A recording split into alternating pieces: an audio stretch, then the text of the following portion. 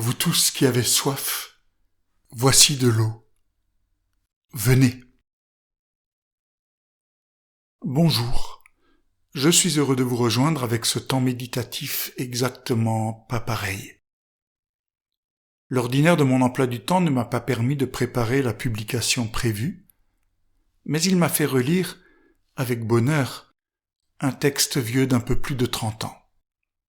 Merci papa de l'avoir écrit et de m'avoir permis de l'enregistrer et de le publier. C'est avec la mélodie Ich bin getauft auf deinen Namen que nous entrons dans ce temps à part.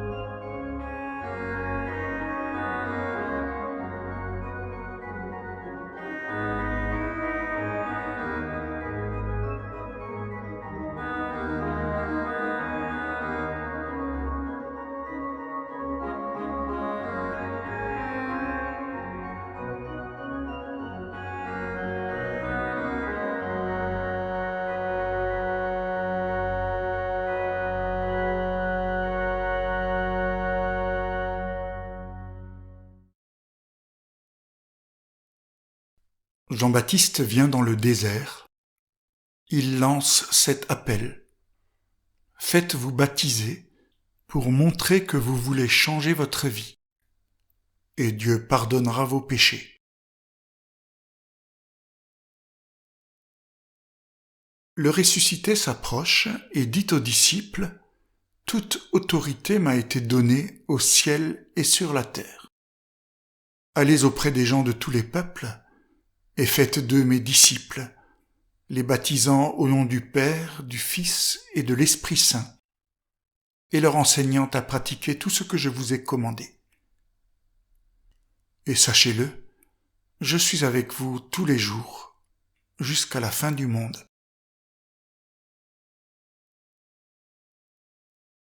L'apôtre Paul écrit : « Vous le savez bien, notre baptême, en nous unissant au Christ Jésus, nous a tous unis à sa mort. Donc par le baptême, nous avons été plongés avec lui dans la mort. Mais la puissance glorieuse du Père a réveillé le Christ de la mort pour que nous aussi, nous vivions d'une vie nouvelle. »